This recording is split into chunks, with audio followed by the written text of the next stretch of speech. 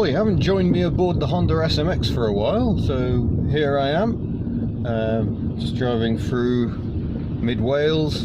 I'm actually making my way to Sheerness in Kent, where pretty much the only Honda S-MX specialist in the UK, Lee Mays, is gonna try and sort out the gearbox issue. I'm sure you recall, actually it's probably going to be demonstrated, I'm shortly going to be employing the kickdown uphill, and we'll see what the engine actually does when I do hit it. That's the problem. And then it revs up on the up changes because the gearbox is still cold. So Lee will be flushing the transmission fluid and changing it for fresh. I'm going to manually put it in third myself to stop it doing the revvy thing again. And also cleaning out the solenoids. There's a solenoid for each gear change because it's an electronically controlled gearbox. And there's a little gauze filter under each one. They can get clogged up. So he's going to clean all those out and we'll see if it makes a difference. I hope so, because I like this car and I've been meaning to do something about the gearbox since I bought it in September. Back then we did actually change the fluid, but we only dropped what can be easily dropped. We didn't empty out the torque converter, we didn't do the filters. So, well, it hasn't got any filters as such, but we didn't take all the solenoids off. So that's going to be Lee's job. He's also going to try and replace the rear suspension bushes, because it's getting very clunky at the back end at times. And the bushes do get tired, and Lee can get hold of the bushes. They're not shared with any other car sold in this country, so I think he has to get them imported or from Honda, so there we go. But I've got about 6 hours of driving ahead of me today, so I'm going to get my head down and crack on. Well, good morning world. We are well into my little road trip. Where does sat nav want me to go? Yeah, it wants me to go that way. I'm just leaving my Airbnb. Gosh, it's actually sunny. I'm in Northamptonshire this morning, and I'm afraid I completely failed to video any of yesterday's adventures. It's a problem with work. Let me adjust that camera angle a bit. Work is very busy when it's busy, and there isn't much time for trying to do videos. Videos are my pet project. Obviously the day job comes first, and it was a Rolls-Royce photo shoot. Well, actually the first car was a Bentley T1, then there was a Rolls-Royce Silver Cloud, and then a Rolls-Royce Silver Spur to finish. And I loved the Silver Spur. I thought it was a fantastic car. It had a pantograph wiper, so obviously that piqued my interest, and as you can see in that photo, it's also got a blue dashboard. It was a very colourful example, perhaps not to all tastes, but I thought it was marvellous, and I enjoyed it very much. And then with that photo shoot done, I returned to the Isle of Sheppey, where my trusty Honda has been getting some TLC. Lee Mays, who runs the S-MX Owners Club and also runs a parts and servicing company, gave this car a bit of TLC. Excuse me, I've had quite a big breakfast. Continental style, my favourite. Let's try and get out of the way of this van.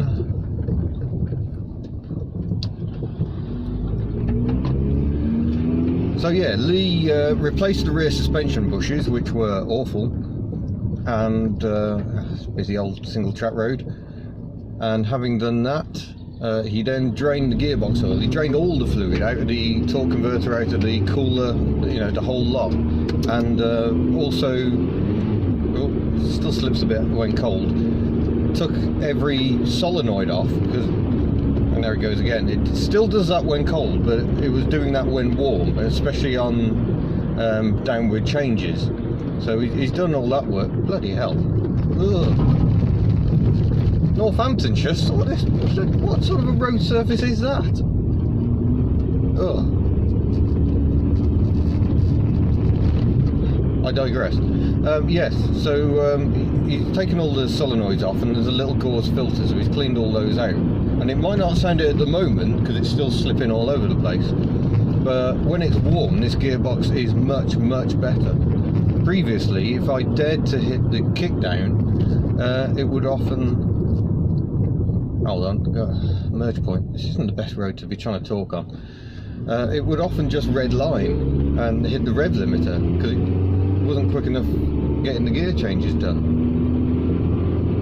But the drive last night along the M25 in rush hour conditions, it was much better. I'll try and do a bit of video later when the gearbox has actually warmed up. Because at the moment it's sounding like a very poor advertisement for Lee services, and that's not a fair reflection. I should also point out that this car has 187,000 on the clock. That's a mixture of miles and kilometres, and I need to go back at the MOT history and work out what it was saying in kilometres when it came in.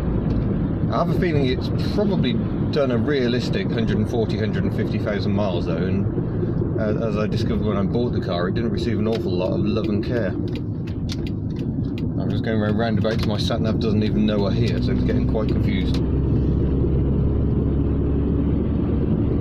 But the rear suspension bushes, there's still a little slight knocking noise, and we've no idea what that is. He's gone through the whole rear suspension, and I was hoping changing the bushes would sort it out. It has improved it in some ways, because let's see what happens when we kick down. Yeah, still not good when cold.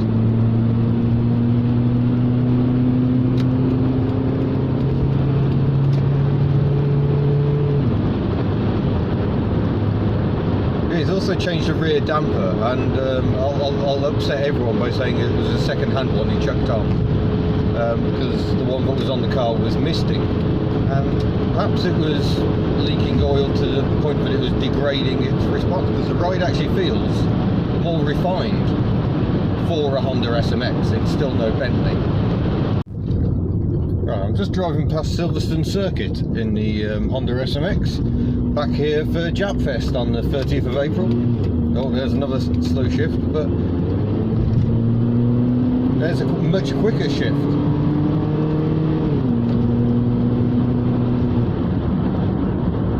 Yeah, sometimes it's really good and sometimes it's really bad. So one problem Lee did find while he was servicing my car yesterday is that the both outer track rod ends are in a horrible state, loads of play in them, and we think it's because I bought some CRV ones, because a fair bit of S-MX is based on the CRV, the little soft roader thing.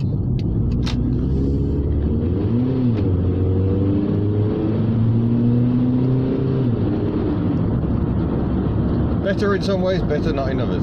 So anyway, yeah, they've both got terrible slopping, which probably explains why the front end still feels a bit vague and wobbly, and why I get a bit of a wheel wobble at 70. So Lee's going to send out a couple of correct track rod ends, and I'm going to have to get those fitted. So steadily, I am improving this car. It comes in fits and starts. So let's try a full-on overtake manoeuvre.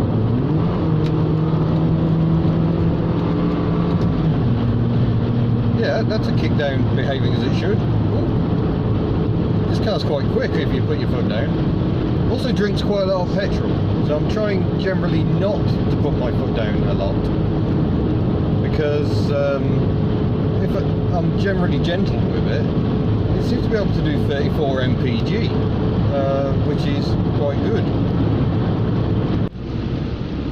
Well, this is unexpected. This is allegedly spring we're in now.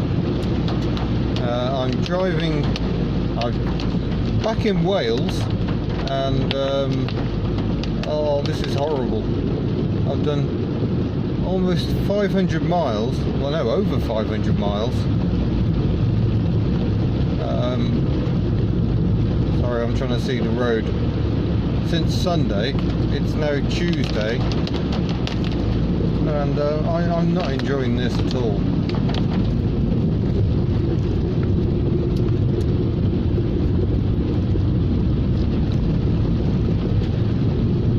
The snow doesn't show too much sign of settling, but I've still got 2 mountain passes to get over.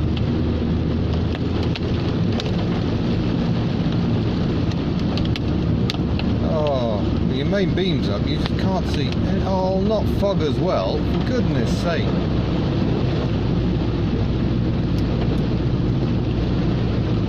Help! Well, thankfully, I'm almost home. It's far later than I hoped it would be, but the mammoth journey is almost an end. Whoa! We've done over 300 miles since I filled up on Sheppey yesterday evening, and now we're back in Wales, so very nearly home. I can't be bothered with the usual sign off. Bye.